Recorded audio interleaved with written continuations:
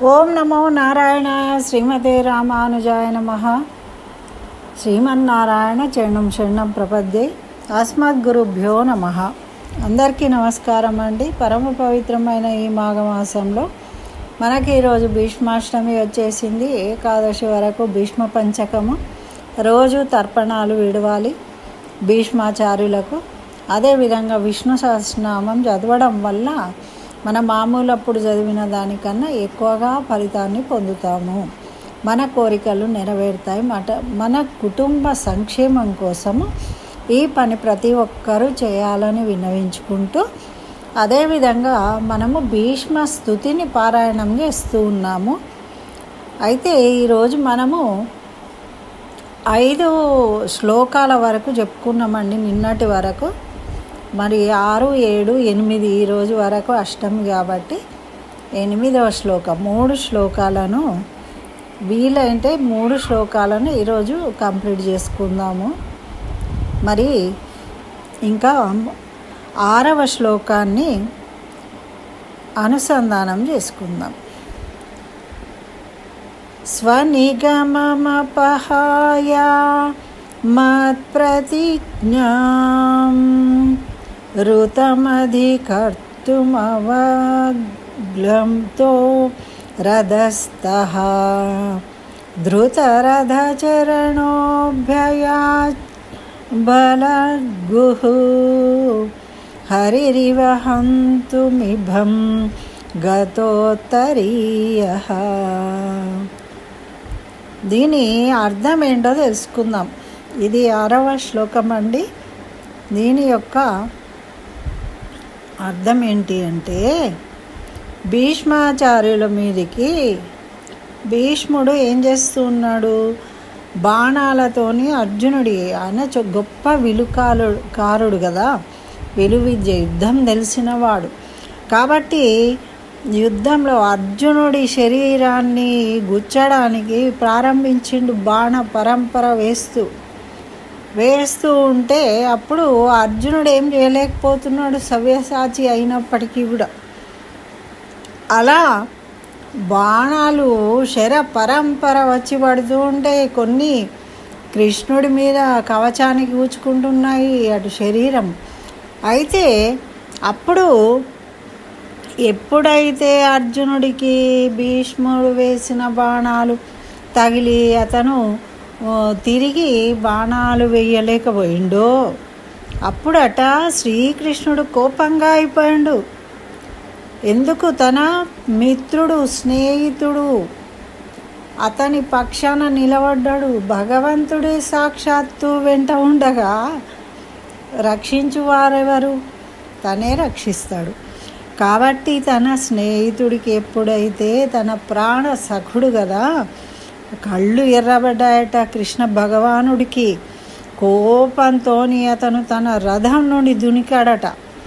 ఎట్లా అంటే అదాటన దునికాడట. అతని పై వస్త్రం కింద పడిపోయిందట, చూసుకోవట్లేదు. అంటే భక్తులను రక్షించాలి అన్నప్పుడు ఆ విధంగా ఆతృత పడతాడు పరమాత్ముడు, ఆరాట పడతాడు. తన గురించే పట్టించుకోడు. ఎలా ఉన్నాడట, పై వస్త్రం కింద పడిపోయిందట. విరిగిన రథం యొక్క చక్రాన్ని తీసి పైకెత్తి ఆ భీష్ముడిని చంపడానికి, అర్జునుడిని రక్షించడానికి సింహం జింక పిల్ల మీద పడడానికి ఎలాగైతే లంఘిస్తుందో ఆ విధంగా లంఘిస్తున్నాడట కృష్ణుడు. అట్లా ఆ సమయంలో భీష్ముడు తన ఆయుధాలను వదిలివేశాడు. ఆ కృష్ణ భగవానుడు ఎప్పుడైతే కిందికి దునికి తన మీదకి ఆ రథం యొక్క చక్రాన్ని పట్టుకొని వచ్చేస్తున్నాడో సంహరిస్తానని, ఆ రూపం చూసి మోహపడి తన బాణాలను, అస్త్రాలను వదిలివేసిండట. మరి యుద్ధంలో ఆయుధాన్ని ఉపయోగించను అని చెప్పావు కదా, ప్రమాణం చేసినావు కదా, దాన్ని ఉల్లంఘించినట్లే అయింది కదా ఇప్పుడు అని నవ్వుకున్నాడట. అట్లా అంటే తనను తను మరిచిపోయాడు భగవంతుడే. భక్తులను కాపాడేటప్పుడు తనను కూడా మర్చిపోతాడనమాట. ఆ విధంగా వస్తూ ఉన్న కృష్ణయ్యను చూసి అలా నవ్వాడట ఒకసారి. అప్పుడు శ్రీకృష్ణుడి దివ్య ప్రార్థన చేశాడనమాట. ఆ భీష్మాచార్యులు ఏమంటున్నారంటే, ప్రేమతో కన్నీళ్లు పెట్టుకున్నాడట. అంటే అరే, భక్తుల కోసం ఎలా వివశుడవైపోతావయ్యా నువ్వు, పరమాత్ముడివి, చిన్న పని పెద్ద పని ఏం చేస్తున్నాను ఏంటి అనేది ఏమి చూడవు, అంత కరుణా సముద్రుడివి అని ఒక్కసారిగా ఆయనకి కళ్ళ నుండి నీళ్లు గారట.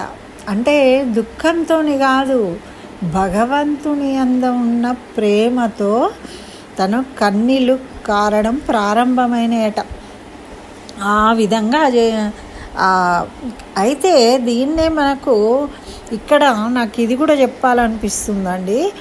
మన పోతన రాసిన భాగవతంలో చాలా మంచిది ఇది. చాలామంది చెప్తారు, చాగంటి కోటేశ్వరరావు గారు కానీ గరికపాటి నరసింహారావు గారు కానీ చెప్పినప్పుడు తప్పకుండా ఈ శ్లోకాన్ని చెప్తూ ఉంటారు. కుప్పించి ఎగసిన కుండలంబుం కాంతి గగన భాగం బెల్ల గప్పి కొనగా మరి మణికిని ఓర్వక యుదరంబులోనున్న జగముల ప్రేగున జగతి గదల చక్రంబు చేపట్టి చనుదించురయమున పైనున్న పచ్చని పటము జార నమ్మితి నాలావు నగుబాటు సేయక మన్నింపుమని క్రీడి మరల దిగువా అని రాశారండి. ఇంకా ఏమన్నారంటే, ఇది సీసపద్యము, దీంతోపాటు ఇంకోటి కూడా వస్తుంది, 2 లైన్స్ అనమాట, తేట గీతి అంటారు దాన్ని.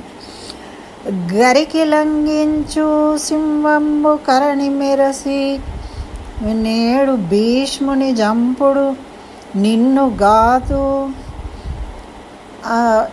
విడుమర్జున అనుచు మద్విషిక వృష్టి దెరలి చనుదెంచు దేవుండు దిక్కు నాకు అంటున్నాడు. ఎలా వెళ్తూ ఉన్నాడట అంటే,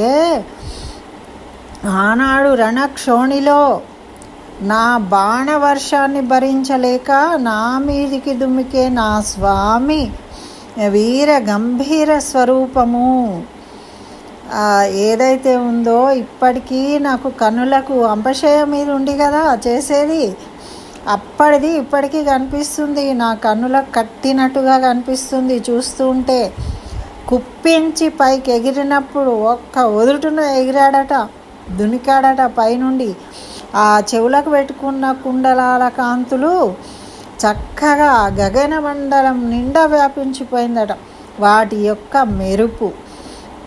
మరి ముందుకు దూకినప్పుడట బొజ్జలోని ముజ్జగాల బరువు, 3 లోకాలు ఆయన ఉదరంలోనే ఉన్నాయి కదా, అంత బరువు ఉంది కదా, అది భరించలేక భూమి కంపించిపోయిందట ఒక్క దునుకు దునికేసరికి. మరి చేతిలో చక్రాన్ని ధరించి అరుదెంచే వేగానికి పైనున్న బంగారు చైలం జారిపోయిందట. మరి అటువంటి రూపాన్ని గుర్తు చేసుకుంటూ ఉన్నారు ఇక్కడ భీష్మాచార్యులు. నమ్ముకొన్న నన్ను నలుగురిలో నగుబాటు చేయవద్దు, మాటి మాటికి కిరీటి వెనక్కు లాగుతూ ఉన్నాడు. ఏమని? నేను నిన్ను నమ్ముకున్నా బావా, నన్ను నగుబాటు చేయకు, నేను ఎన్నో ప్రతిజ్ఞలు చేసినాను, అట్లా చంపుతా ఇట్లా చంపుతా అని అప్పుడు ప్రతిజ్ఞలు చేసిండ్రు కదా అందరూ. మరి అందరినీ కృష్ణ భగవానుడే నిమిషంలో నాశనం చేయవచ్చు, సంహరించవచ్చు. అట్లా చేస్తే అప్పుడు వీళ్ళ ప్రతిజ్ఞలు ఏమవుతాయి? అందుకని వెనక్కి లాగుతూ ఉన్నాడట. కిరీటి అంటే అర్జునుడు లాగుతున్న అప్పుడు లెక్క చేస్తులేడు, అంత కోపం వచ్చేసిందట. అర్జున నన్ను వదులు, ఈనాడు భీష్ముని రూపు మాపి నిన్ను కాపాడుతాను, నీకు అంటే ఆయన శరీరం మీద ఒక రక్త బిందువు కనబడిందంటే అంత ఆవేశం వచ్చింది. అంటే తన భక్తుని కాపాడడానికి అంత ఆత్రంగా ఉంటాడనమాట భగవంతుడు. అంటూ ఏం చేసావు నువ్వు? కరిపైకి అంటే ఏనుగు పైకి లంఘించే కంఠీరవం అంటే సింహంలాగా నాపైకి దూకావయ్యా గోపాలదేవుడా, నాకు నువ్వే రక్ష, అటువంటి స్వామివి నువ్వే నాకు రక్ష అని చెప్తూ ఉన్నారనమాట. ఇక్కడ మరి ఇతడు నమ్మిన బంటు అర్జునుడు, మరి ఇతన్ని కాపాడడం నా కర్తవ్యం కదా అంటూ అర్జున సారథ్యాన్ని అంగీకరించి మళ్ళీ ఆ రథం ఎక్కి కూర్చున్నాడట. ఎందుకోసం కూర్చున్నాడు అంటే అర్జునుడి యొక్క ప్రతిజ్ఞలు నెరవేరాలి కాబట్టి. అదే అండి, చాలా బాగుంది కదా ఈ పద్యము. మరి మనము 7వ పద్యాన్ని కూడా చదువుకుందామండి.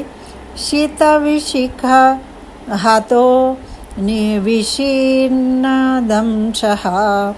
క్షతజ పరిమ్లత అతతాయినో మే ప్రసభమభిససార మద్వదార్థం న సభవతు మే భగవాన్ గతిర్ముకుందః. మరి దీని యొక్క అర్థాన్ని కూడా తెలుసుకుందాం మనము. ఏమంటున్నారు అంటే భీష్మాచార్యుల వారు భవతు మే భగవాన్ గతిర్ముకుంద, నువ్వే దిక్కు, నా గమ్యము నా ముక్తి దాత అయిన ముకుంద భగవానుడు నువ్వే. నువ్వు అలా ఉండాలి కానీ దురాక్రమణదారుని చంపడానికి కోపంగా ఉన్నట్లు నాపై దాడి చేయడానికి రావద్దు, నా యందు నువ్వు ప్రేమ కలిగి ఉండాలి అని చెప్తున్నారు, స్తుతిస్తూ ఉన్నారన్నమాట.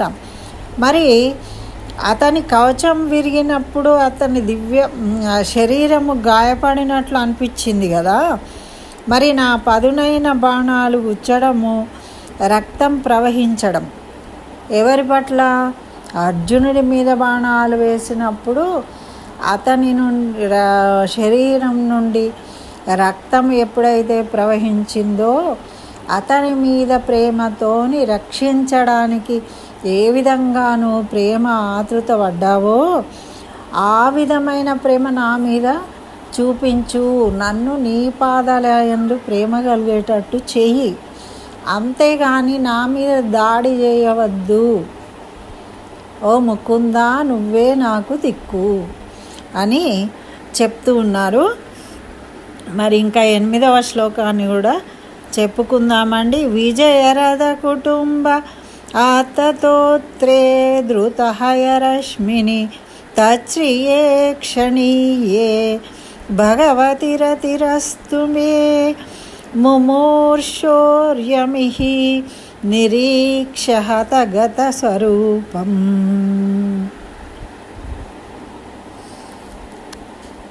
విజయుడు అంటే ఎవరు?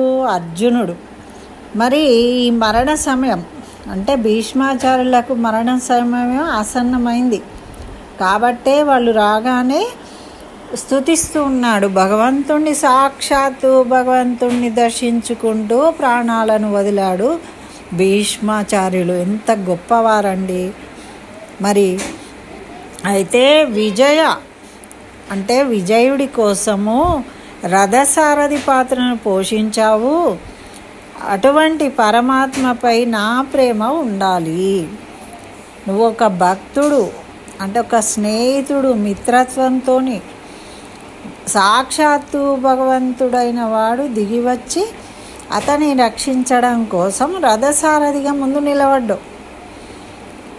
అటువంటి నీపై నాకు ప్రేమ ఎల్లప్పుడూ ఉండాలి, కలగాలి.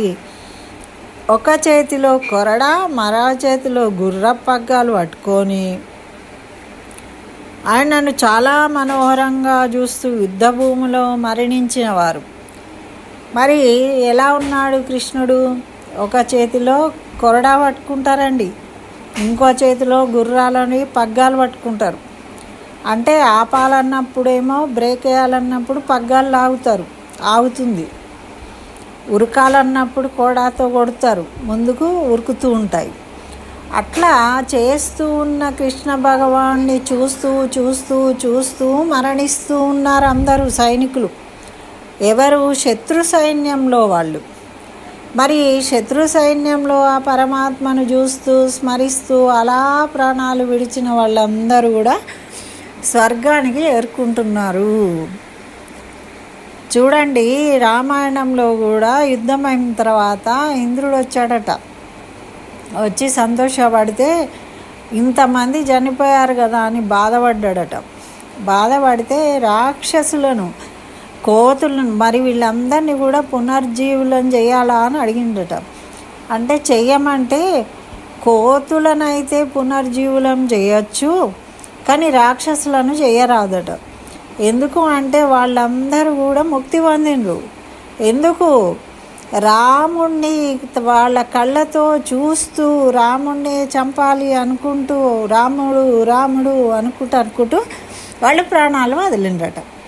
అంటే ప్రాణాలు వదిలే సమయంలో భగవద్ దర్శనం చేసుకుంటూ భగవద్ నామ స్మరణ చేస్తూ వాళ్ళు ప్రాణాలు విడిచిండ్రు కాబట్టి వాళ్ళందరూ ముక్తి పొందిండ్రు.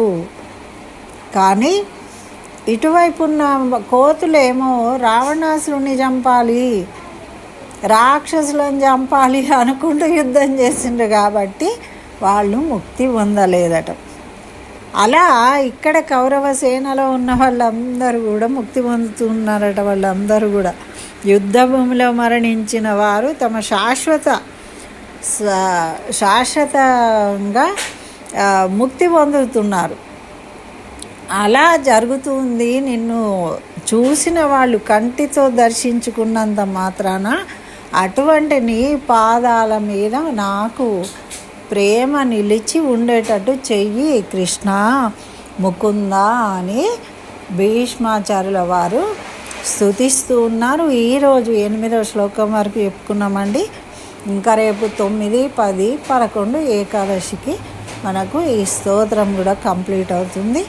కాబట్టి అందరూ వీలుంటే చక్కగా మనకు ఆ స్తోత్రం కనుక ఉన్నట్టయితే మొత్తాన్ని మీరు పారాయణం చేసుకోవచ్చు. ఎందుకంటే అర్ధ సహితంగా అన్నప్పుడు మనం ఊహించుకొని ఆనందపడతాము. అలా స్మరించుకోవడం వల్ల మనకు ఉన్న దోషాలు తొలగిపోతాయని మనకు పురాణాలు, శాస్త్రాలు తెలియజేస్తున్నాయి. ఏవైనా మనము మనోఫలకంలో దర్శించినప్పుడు మన హృదయము ఆనందపడుతుంది, మన మనసు సంతోషపడుతుంది, మన మైండ్ చెడు ఆలోచనలకు దూరం అవుతుంది. ఇన్ని లాభాలు ఉన్నాయి. కాబట్టి మనము ఇలాంటివి వినాలి, వినమని ఎవరినైనా ప్రోత్సహించాలి, చక్కగా ఆనందించాలి. మరి నచ్చినట్టయితే తప్పకుండా ఓం నమో నారాయణాయ అని కామెంట్లో పెట్టండి, లైక్ చేయండి, తప్పకుండా లైక్ చేయండి. మీరందరూ లైక్ చేస్తారు ఈరోజు అని నేను అనుకుంటూ స్వస్తి. జై శ్రీమన్నారాయణ. సర్వం శ్రీకృష్ణ చరణారవిందార్పణమస్తు.